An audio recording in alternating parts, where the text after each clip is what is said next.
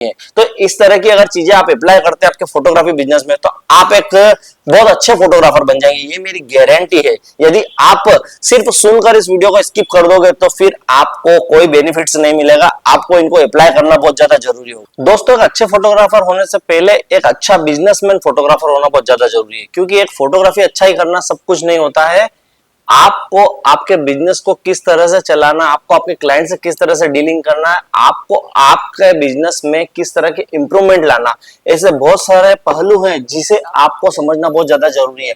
यदि आप वह समझ लेते हैं तो आपके लिए यह बिजनेस बहुत ज्यादा बेस्ट रहेगा, नहीं तो आपकी फोटोग्राफी बिल्कुल वेस्ट है। किसी भी तरह से आप फोटोग्राफी अच्छी से अच्छी कर ले, फिर भी आप इस बिजनेस का फायदा नहीं उठा सकते। फोटोग्राफर होने से पहले एक अच्छा बिजनेसमैन होना बहुत ज्यादा जरूरी है। चलिए कुछ पहलू पर बात कर लेते हैं और मैं आपको बता देता हूं मेरा एक्सपीरियंस जो मैंने अब तक तय किया है और मैंने समझा है इसको। यदि आप इसको पूरे अच्छे तरीके से समझेंगे ना, तो आपको डेफिनेटली 100% इसके बहुत अच्छे फायदे मिलेंगे और आप आपके बिजनेस में बहुत ज्यादा इंप्रूव करेंगे। तो चलिए वीडियो स्टार्ट करते हैं। मैं हूं आपका दोस्त विजय बाड़ोली, आप देख रहे हैं जेएमडीएस फोटोग्राफी चैनल।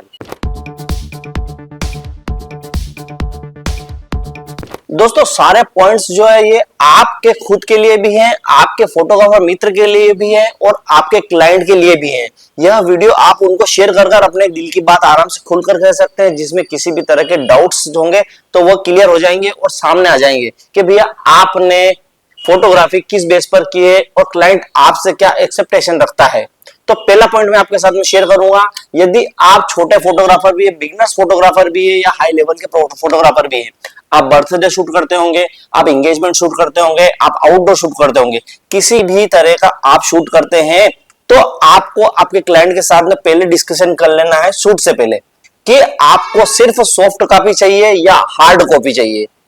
आप मुझे शूट से पहले कितना पेमेंट कर देंगे, आप शूट पर मुझे कितना पेमेंट कर देंगे, और जब डाटा ट्रांसफर हो जाएगा आपको मैं दे दूंगा सॉफ्ट कॉपी हार्ड कॉपी, तब मेरा फाइनल पेमेंट कितना हो जाएगा। यदि इसमें आप संतुष्ट हैं तो ही आप अपनी शर्तें सामने रखिए, अन्यथा अगर आप इसमें पेमेंट बाकी रखते हैं या फिर किसी भी तरह का उलझन में उलझते हैं, तो फिर आपका फोटोग्राफी बिजनेस किसी भी तरह से काम नहीं आएगा, चाहे आपकी फोटोग्राफी कितनी भी अच्छी हो। तो आप आपके क्लाइंट से इस तरह की डिस्कशन सबसे पहले कर लें, उसके बाद उनकी फोटोग्राफी स्टार्ट करें या फिर उनका वर्क करना चालू करें, तो आपको फायदे डेफिनेटली मिलेंगे। सेकेंड बात दोस्तों इसमें यह आ जाती है कि आपने जो डेटा बनाया है उनके बर्थडे पर, उनकी वेडिंग पर, इनके एंगेजमेंट पर, किसी भी प्रोग्राम में, वह डेटा ट्रांसफर करने के लिए जो पेन ड्राइव लगता है, जो हार्ड डिस्क लगता है, वह फोटोग्राफर्स की तरफ से रहेगा या आपके क्लाइंट की तरफ से ही रहेगा, क्योंकि आपने उनको चार्जेस में इंक्लूड करके बताया है या फिर आपने सिर्फ फोटोग्राफी का पैसा लिया है, लेकिन डेटा ट्रांसफर का जो डेटा में खर्च लगता है, पेन ड्राइव का खर्च लगता है, वो आपने बात डिस्कस करी या नहीं करी आपके क्लाइंट से, यह सबसे ज्यादा इंपॉर्टेंट होता है। और बहुत बार मैं अपने जेब से पेन ड्राइव खरीद कर क्लाइंट को दे चुका हूं, क्योंकि क्लाइंट के पास यही जवाब होता है कि भैया सारी बात हो गई, डेटा तो आपका देना फर्ज बनता है, तो फिर हमको हमारी पेन ड्राइव लाकर देना पड़ती है और वो नुकसान हमें झेलना पड़ता है। तो इस बात का भी स्पष्टीकरण या फिर आपके पैकेज में आप पेन ड्राइव को भी इंक्लूड करें, हार्ड डिस्क को भी इंक्लूड करें, उसके बाद क्लाइंट को जो है संतुष्टि पूरी दें। यह गलती आपकी होती है, यह क्लाइंट की गलती नहीं है, इसलिए इसको नोटिस जरूर कीजिएगा। तीसरी बात है दोस्तों, आप जहां पर शूट करने जा रहे हैं उनका वेन्यू क्या है, यह पूरा आप उनसे पूछिए कि आप कौन सी लोकेशन पर कौन सा फंक्शन रख रहे हैं। उस लोकेशन पर आप जाकर देखिए, यदि आप नहीं गए हैं या फिर आपको उस लोकेशन के बारे में नहीं पता है, तो आप वहां पर जाकर उसको अच्छे से देख लीजिए। और यदि आपको माइंड है कि भैया मेरे पास का ही गार्डन है, मेरे गांव का ही कोई धर्मशाला है या फिर मेरे ही कोई आसपास की जो है रिसोर्ट है, तो उसको आप अच्छे से जानते हैं, पहचानते हैं, उसका कैंपस को आप अच्छे से रीड कर चुके होते हैं, तो आपको अपने क्लाइंट को बताना होगा कि इस एरिया के लिए आपको इतने फोटोग्राफर्स लगेंगे। मतलब कि एक फोटोग्राफर और एक वीडियोग्राफर से मेरा काम नहीं होगा, फिर आप मुझे बाद में क्लेम करेंगे कि भैया हमारे एंट्री के फोटोज नहीं आए, हमारे कैंपस के फोटोज नहीं आए, हमारे पार्टी के फोटोज नहीं आए, हमारे रिसेप्शन में कुछ गेस्ट के फोटो रह गए हैं और हम हमारे गेस्ट से वहां मिले लेकिन हमें हमारा फोटोज नहीं मिला। तो इस तरह के डिस्कशन बाद में 100% जो है आपका क्लाइंट आपसे करेगा ही करेगा। तो आपको वेन्यू को बहुत अच्छे से जांच लेना है और अपने क्लाइंट के साथ में ये बातें शेयर कर लेना है कि भैया मुझे इस कैंपस में इतने फोटोग्राफर्स लगेंगे, मैं 2 फोटोग्राफर्स गेट पर लगाऊंगा, 2 फोटोग्राफर्स कैंपस में रहेंगे, 2 फोटोग्राफर्स पार्टी में रहेंगे जो हर एक गेस्ट का फोटो वीडियो बनाएंगे, और 2 फोटोग्राफर जो है रिसेप्शन पर रहेंगे। तो इस तरह की चीजें जो है आपको आपके क्लाइंट के साथ में शेयर कर लेना है, ताकि बाद में क्लाइंट आपके ऊपर उंगली ना उठा सके कि इस जगह का मेरे पास फोटो नहीं आया है। और आपको इसी के साथ में उनको बता देना कि इतने फोटोग्राफर्स लगेंगे तो इनका इतना इतना चार्ज बनेगा। यह चीजें क्लियर हो जाती है ना, तो आपको बाद में किसी भी तरह की प्रॉब्लम नहीं आती है और आपका बिजनेस इंप्रूव 100% करता है। कि फोटोग्राफर्स को बहुत अच्छा नॉलेज है और हमारे साथ में जो बातें हैं वो वेडिंग होने से पहले या फिर किसी भी फंक्शन को होने से पहले हमारे साथ में डिस्कस कर रहा है। दोस्तों जो समस्या आ रही है वो मैं आपके साथ में शेयर कर रहा हूँ, जो मैंने फेस कर रखी है अपने क्लाइंट के साथ में, और क्लाइंट के बाद में डिस्कशन होता है और कहीं ना कहीं फोटोग्राफर को ही नुकसान होता है, इसलिए सारी बातें मैं आपके साथ में शेयर कर रहा हूँ। चलो इतनी 3 बातें हमें समझ में आ गई, अब चौथी बात की तरफ हम पहुंचते हैं और सोल्यूशन उसको निकालते हैं कि भैया हमने क्लाइंट की फोटोग्राफी कर दी, वीडियोग्राफी कर दी, पेमेंट ले लिया, सब कुछ हो गया। अब हमारा लास्ट काम रहा है एल्बम डिजाइनिंग और प्रिंट आउट करवाने का। लेकिन उसमें क्लाइंट ने इतनी देरी कर दी है, इतनी देरी कर दी है, हमारा टाइमिंग लगभग होना चाहिए 3 मंथ का। 3 मंथ के अंदर अंदर हमें एल्बम प्रिंटिंग करके उनको दे देना है। यदि वो सिलेक्शन नहीं करके देते हैं तो ये उनकी प्रॉब्लम है और उनकी जवाबदारी है कि इसके बाद हम इसमें कुछ नहीं कर पाएंगे, या फिर हम जो है इसका चार्जेस ज्यादा लगा सकते हैं, क्योंकि हर 3 महीने में 4 महीने में हमें हमारी एल्बम में नए अपडेट्स मिल जाते हैं। जैसे कि पेपर की क्वालिटी अलग हो जाती है, उसमें कवर के वेरिएशन बहुत नए नए आ जाते हैं, और भी बहुत सारी ऐसी चीजें होती हैं जो हमें एल्बम में भी परिवर्तन दिखती है।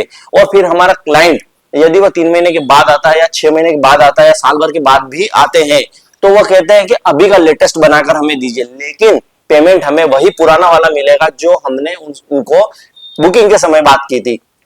तो उनको यह समझाना होगा कि भैया आपने पहले जब बुकिंग करी थी तब इस एल्बम की बात करी थी और ये पैटर्न अब चेंज हो चुका है, और आप आज का लेटेस्ट वर्तमान में जो पैटर्न में चल रहा है उसका थोड़ा चार्जेस ज्यादा है, तो उसका आपको पे अलग से करना होगा, तब जाके मैं आपको आज वर्तमान की एल्बम बनाकर दूंगा, वर्तमान की डिजाइनिंग बनाकर दूंगा, तो आपको थोड़ा सा एक्स्ट्रा चार्जेस लगाना होगा।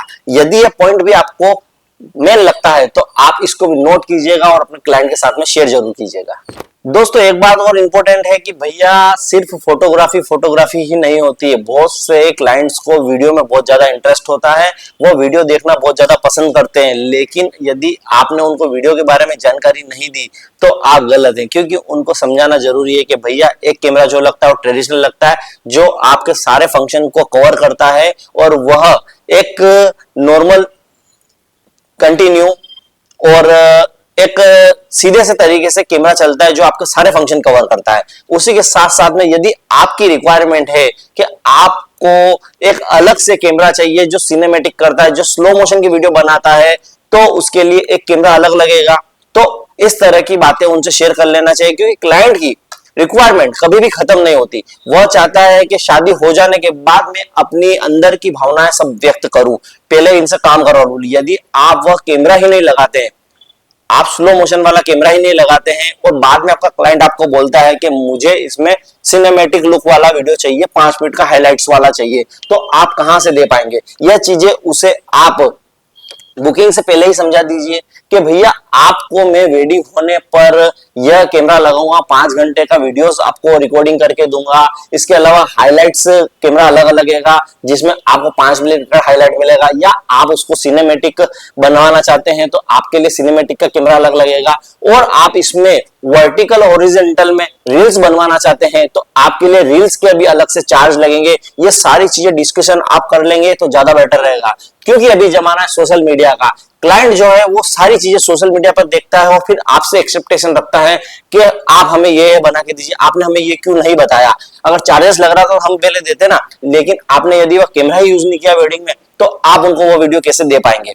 इसी रूप में आपके पास फोटो कैमरा ट्रेडिशनल होता है तो फोटो कैमरा एक कैंडिड भी होता है।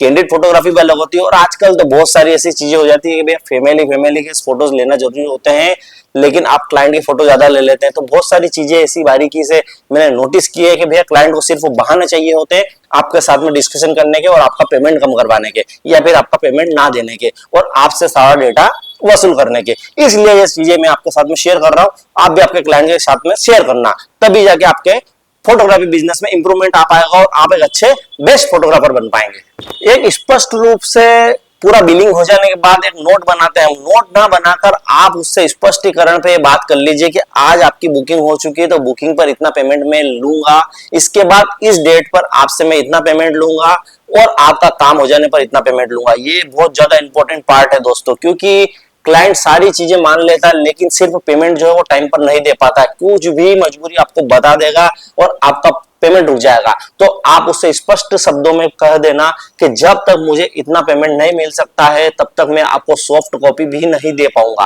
आप मुझसे बार बार वेडिंग खत्म होती है, आजकल तो वेडिंग क्या खत्म होती है, वेडिंग के अंदर ही हाथों हाथ फोटो क्लिक कर फोटोग्राफर क्लाइंट को देने की क्षमता रखता है, लेकिन क्लाइंट क्षमता नहीं रखता कि भैया फोटोग्राफर को हम उतना पैसा दे दे जो उसने हमसे डिमांड की है। पैसा तो उतना ही लेगा फोटोग्राफर जितना उसको शुरू में और लास्ट में लेना है। तो क्यों ना फोटोग्राफर का पैसा भी उतना मिल जाए और आपको आपके फोटोग्राफ्स भी उतने ही अच्छे मिल जाए और जितना जल्दी हो सके उतना जल्दी मिल जाए।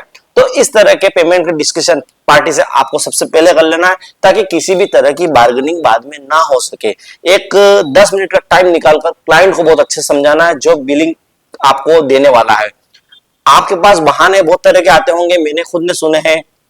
हमारे पास चेक है, आप चेक ले लीजिए बाद में पास करवा लेना, और वह चेक के लिए बाद में कॉल आ जाता है पार्टी से अपना डेटा लेने के बाद कि चेक अभी मत लगाना, 2 दिन बाद लगाना, अकाउंट में पैसा नहीं है, बाकी लोगों ने अकाउंट में चेक ज्यादा लगा दिए हैं तो अकाउंट में पैसा नहीं है। ये मैं बहुत रेयर केस बता रहा हूं, लेकिन ऐसे बहुत सारे जो है बहाने हमारे क्लाइंट के पास फोटोग्राफर के लिए होते हैं। तो इन चीजों का विशेष ध्यान रखकर आप अपने क्लाइंट से बहुत अच्छे से डिस्कस कर लीजिएगा, तो आप बहुत ज्यादा अच्छे काम कर पाएंगे। एक चीज है दोस्तों, फोटोग्राफर्स भी सोचता है कि हम बुकिंग ले लेते हैं, अभी हमारे पास कोई काम नहीं है तो चलो इनका हम काम कर देते हैं, थोड़ा पेमेंट कम ही सही, लेकिन अभी अभी हम फ्री हैं तो इनका काम कर लेते हैं ताकि कुछ तो हम हमारे बिजनेस में फ्री ना बैठे। तो इस तरह की गलतियां फोटोग्राफर ने की है और वह बाद में बोलता है इससे अच्छा तो मैं फ्री बैठ जाता और काम नहीं करता तो ज्यादा बेटर रहता। इन लोगों ने तो मुझे परेशान करके रख दिया, पेमेंट भी कुछ नहीं किया और इनका डेटा मुझे अलग से संभालना पड़ रहा है, क्योंकि डेटा बहुत ज्यादा इंपॉर्टेंट होता है दोस्तों। यदि आपने उनका डेटा किसी भी तरह से इरेज डिलीट या किसी भी तरह से लॉस हो गया है तो पार्टी आपके ऊपर क्लेम कर देती। उस वक्त वो नहीं देखती कि आपने उनका पेमेंट रोक के रखा है या फिर आपने उनका पेमेंट नहीं दिया है, यह कुछ भी नहीं सोचती है पार्टी। लेकिन आपको इनका डेटा जो है बहुत अच्छे से संभाल के रखना पड़ता है और आप बना भी नहीं सकते क्योंकि आपके पास पैसा भी नहीं होता है। इस तरह की एक स्टोरी मैंने जो है बनाई थी नॉर्मली बहुत 3 से 5 साल पहले, तो वो स्टोरी भी मैं लिंक के डिस्क्रिप्शन में डालता हूं, आप वहां से देखना, जो बिल्कुल फैक्ट बैठती है हमारी फोटोग्राफी बिजनेस में। उसको आप एक बार देख लेंगे ना या फिर अपने क्लाइंट को शेयर कर देंगे तो आपका पेमेंट कभी भी नहीं रुकेगा। आपका क्लाइंट आपको आगे आके पैसा देगा कि ये लो पहले हमारा काम कर दो। तो आपको वेडिंग खत्म हो जाने पर 75% पेमेंट तो ले लेना चाहिए, क्योंकि पोस्ट प्रोसेसिंग में सिर्फ आपको 25% जो है पेमेंट कॉस्ट आता है। तो आप अगर यह गलती कर रहे हो कि 50% भी ले रहे हो तो आप माइनस में रहेंगे। कम से कम 75% ले लेना चाहिए। Album post processing print out पर आपको 25% पेमेंट और ले लेना चाहिए। सीधा सा गणित होता है। बहुत से फोटोग्राफर होते हैं जो 90% पेमेंट पहले ले लेते हैं, 10% बाकी रखते हैं, क्योंकि उनको पता होता है 10 में से 5 क्लाइंट्स जो है वो एल्बम बनवाने ही नहीं आते, वो सिर्फ फोटो टीवी में लगाकर देख लेते हैं और एंजॉय कर लेते हैं, उनको एल्बम से कोई मतलब नहीं रहता है। तो इस तरह की गलतियां आप ना करें। दोस्तों एक पॉइंट को बहुत ज्यादा बारीकी समझिएगा कि आपने जब वेडिंग की है उसके बाद आपका वेडिंग बिजनेस लगभग 6 महीने तक कंटिन्यू चलता है। मैं जनवरी से लेकर मई जून तक की बात कर रहा हूं, या फिर आप नवंबर से लेकर के अप्रैल तक की बात कर ले तो 6 महीने तक कंटिन्यू आपका बिजनेस चलता रहता है और आपको फुर्सत नहीं मिलती। आप आउटडोर फोटोग्राफी में लगे रहते हैं, स्टूडियो पर वर्क करने का आपको समय नहीं मिलता है। तो आप एक सुनिश्चित समय रख लीजिए या फिर एक आपका वर्कर अलग से लगा दीजिए, आपका एक ऑपरेटर अलग से लगा दीजिए जो आपके सारे काम को ऑपरेट करे और प्रिंट आउट बनाकर, डिजाइनिंग कर कर, मिक्सिंग कर कर आपके क्लाइंट को दे सके।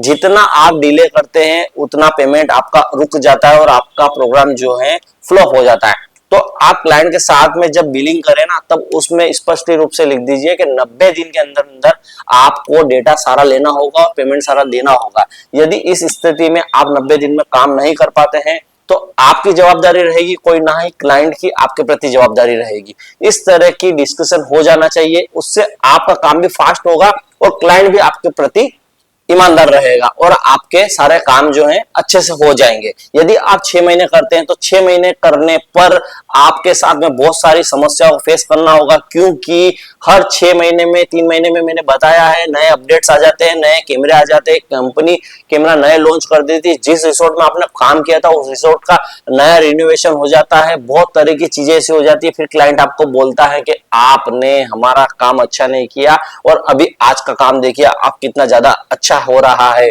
तो इस तरह के आपको डिस्कशन उनके साथ में करना पड़ेंगे और बार्गेनिंग 100% पैदा होगी। इसलिए मैं आपको बता रहा हूं कि 90 दिन का टाइम होता है, उससे पहले पहले आप सारा काम क्लियर कर दीजिए। यदि उन्हें एल्बम बनवानी भी है तो भी और नहीं बनवानी है तो भी। वीडियोस तो आप बना ही लेते हैं, मुझे पता है, एल्बम का काम ही अटक जाता है क्योंकि एल्बम में लगता है फोटो सिलेक्शन का समय।